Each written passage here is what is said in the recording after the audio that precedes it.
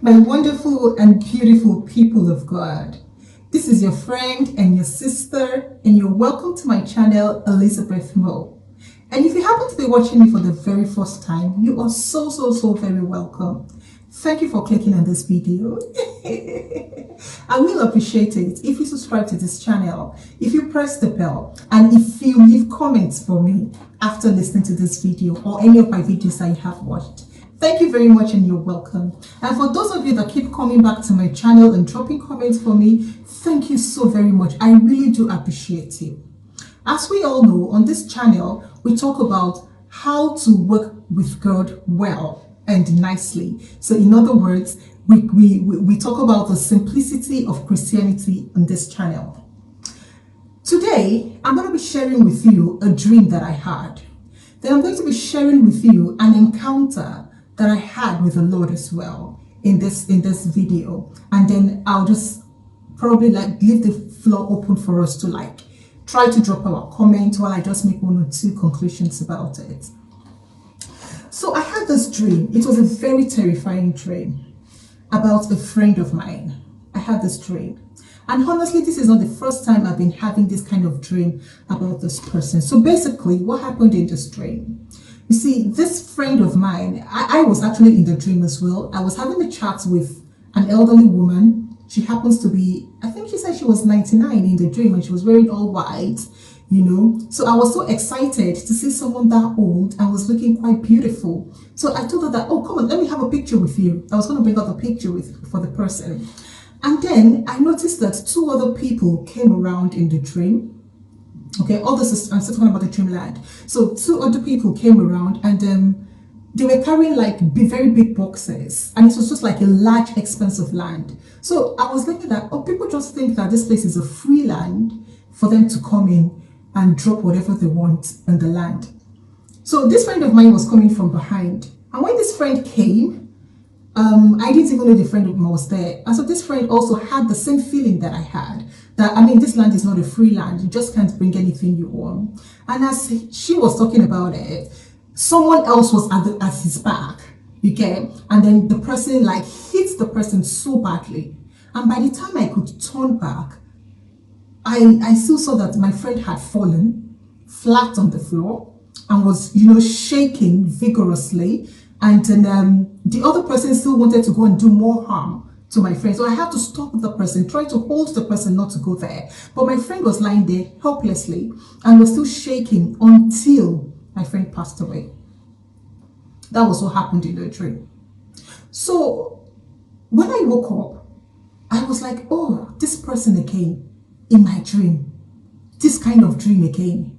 You get? So I didn't know what to do, because I know every time I try to raise talks with this person, with this friend of mine, it always results into chaotic situations, to be honest, and my emotions get really hurt, and I didn't want that to happen no more. So I decided to go our way, our Christian way, to pray for the person silently. That was what I decided to do, that let me pray for this person silently. In that case, I'm not going to be raising the issue with the person, and I'm just going to speak to God for God to just hold it and make sure that he won't do it, since God is he can do all things, can't he? So that was what I was going to do. And to be honest, that's what we have in the back of our mind as intercession. You know, when you want to do something and you're actually ready to do it, but your mind is now keep doubting that, why do you want to do this thing? And I was trying to justify in myself, I was trying to justify the reason why I want to do this thing. And then this Bible passage sprung up in my head. That was when Abraham was trying to plead with the Lord not to destroy Sodom and Gomorrah because of his cousin Lot. Yeah, so that Bible passage came into my mind, and then and that gave me more conviction that, look, what I wanted to do was right. So I went ahead and I was praying and I was rebuking and I was asking for favor, and I was like, God, please stop, don't allow this to happen to this person. I know this is just a dream, don't allow it to happen to this person. You get? And then lo and behold, I sensed in my spirit that the Lord wanted to have a word with me. So I chilled. I took a chill pill. I chilled for a second, tried to listen to what God wanted to say. And I heard these words, and I heard them vividly. I wrote them down, so let me just look for them and read it out to you. Yeah.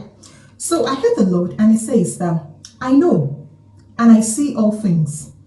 If I have decided to do a thing, you just have a very little knowledge of why my decision came. And do you want me to continue to let unrighteousness reign? I do not desire unrighteousness. I hate it, and it is not in your place to stop me so I can accept what I hate. Why not speak to your people to stop unrighteous acts, that they may not see the consequences, because the wages of sin is death. And when I heard that, to be honest, I sighed. And immediately, the Bible passage of the Abraham and Lot thing came back to me. And he went further and said, so, did the Lord not destroy Sodom and Gomorrah, even after Abraham has pleaded? And he went ahead and said, Abraham only saw what he saw, and because of what he wanted. That was his cousin. Nobody would want his family member or anybody to be destroyed, especially when they have the power to stop it, or when they think they have the power to stop it. People want to stop it at all costs. You get? So, but God has already known that there was gross unrighteousness in the land, and he wants it to stop. But what we know, or what Abraham knew at that time, was that my nephew, is it nephew or cousin, was living in that land at that time. So God said, okay, with all your pleading, that's okay, that's fine. Let your cousin leave the place. Let him go and gather all his household. Let them leave the place. At the end of it all, we saw that the household, they were not even ready to listen to him. Even his wife could not adhere to a simple instruction. You see? So that was the point where God was coming from. That, so what is my motive of wanting to intercede for this person? Was it to allow unrighteousness to reign, the things that I don't want? Or is it to allow this person to be, so that I will stop, so that God will stop his own plan? So what is my own motive for this intercession? So I'm not saying that we should not pray for people. I'm not saying that we should not ask God for favor for people. We should, but what is our motive? What's the motive behind it? The Bible tells us that God says, behold, to obey is better than sacrifice. So why don't we ask the person to try to obey the voice of the Lord, to try to do things that are right? Let me read this passage for you in Hebrews chapter 3 and verse 13.